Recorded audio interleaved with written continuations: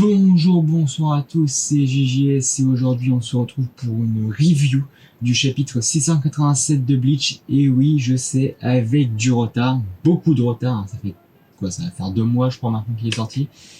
Mais bon, lors de cette review je ne vais pas entrer dans les détails, simplement résumer ce que se passe dans chaque page environ, puis essayer de répondre aux questions qu'on pourrait se poser au même moment, voire peut-être après. Et sur ce, commençons notre review.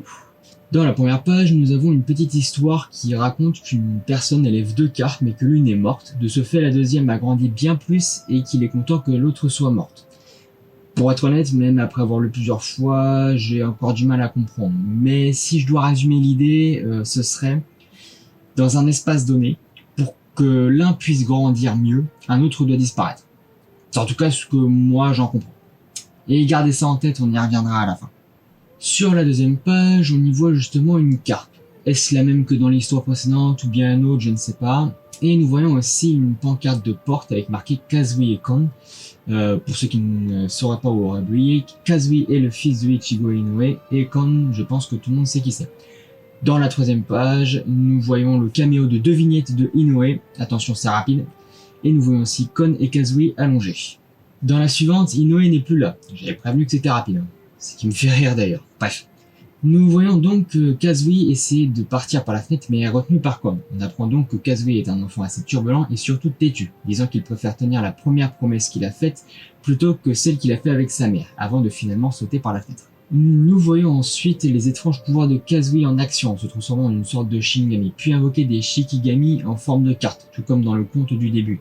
Et tout comme dans le conte, l'une des 2 cartes est plus grosse que l'autre. Du coup, je ne sais pas s'il y a un lien entre les deux, mais si vous avez des théories à ce sujet, n'hésitez pas à les mettre dans les commentaires, bien évidemment. Sur les pages suivantes, parce que je ne vais pas détailler chaque page, ce serait trop long, on y voit Kazui rejoindre un esprit qu'il aide, comme Ichigo faisait. On apprend aussi que c'est à cet homme que Kazui avait fait sa première promesse.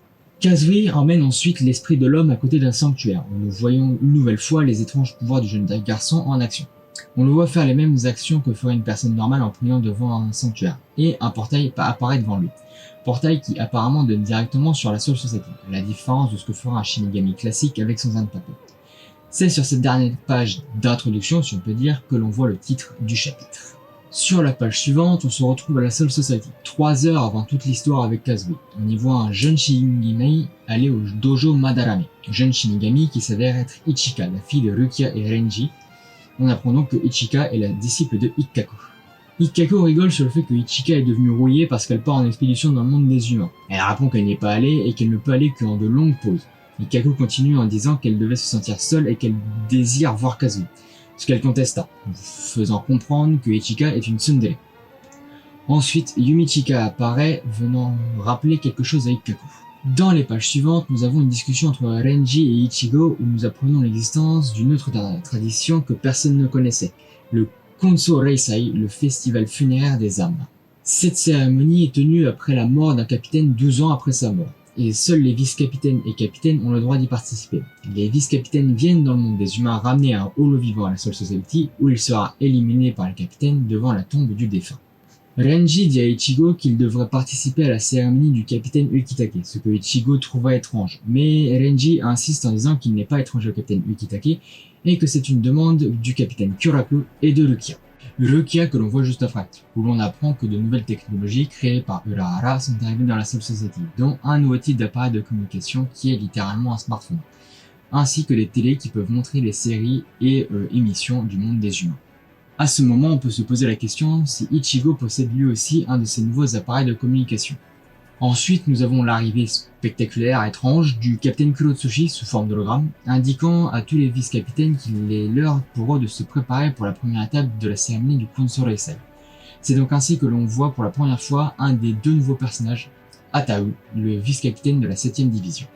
Dans le monde des humains, on retrouve donc les vice-capitaines et Ichigo. On apprend en bonus que Ichigo travaille en tant que traducteur.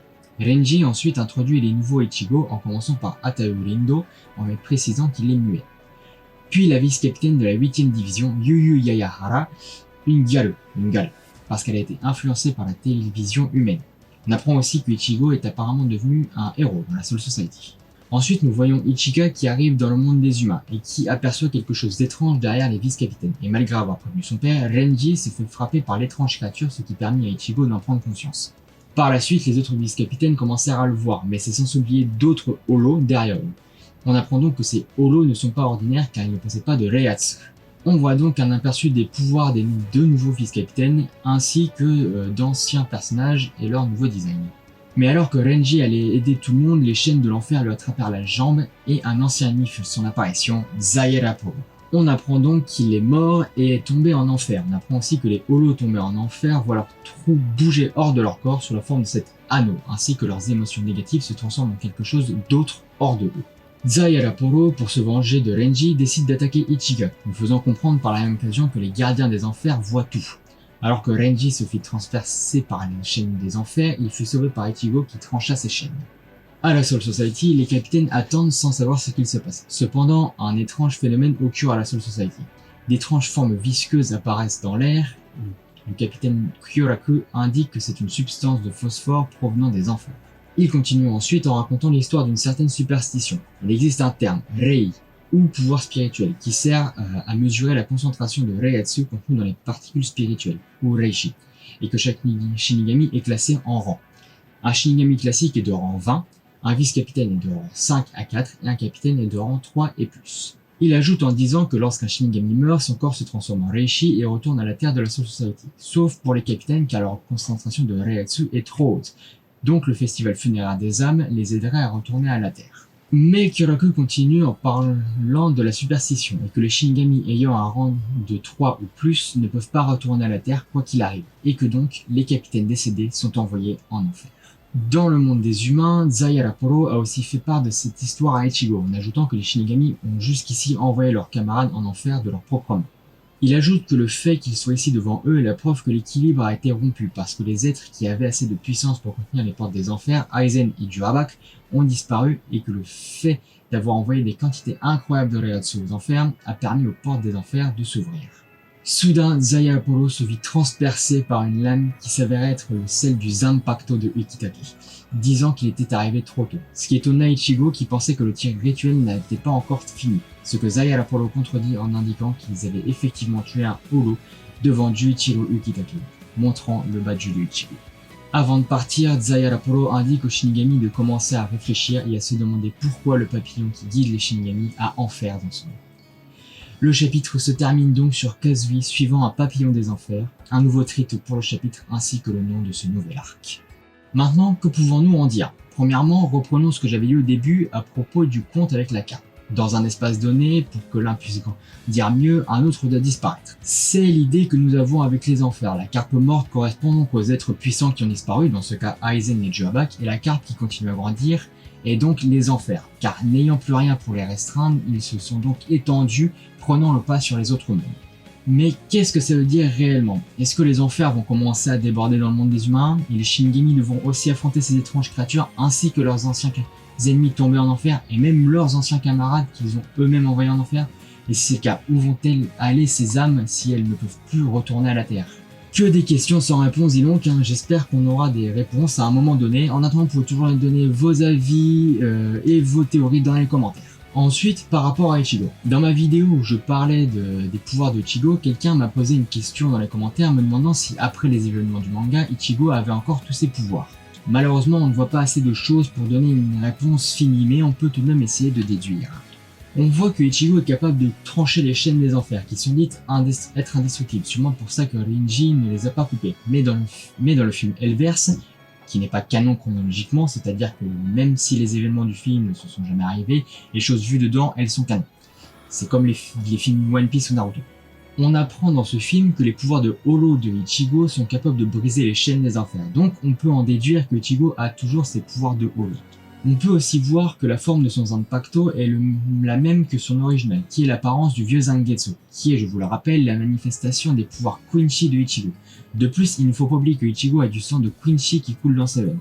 Donc je pense que l'on peut en déduire qu'il a toujours ses pouvoirs de Quincy. Mais encore une fois, on n'a rien pour le prouver. Une dernière question qu'on peut se poser, c'est est-ce qu'il y aura une suite à cet arc? Ça, seul le temps nous le dira, mais espérons que ce n'est pas la fin et qu'on aura des réponses à toutes ces questions.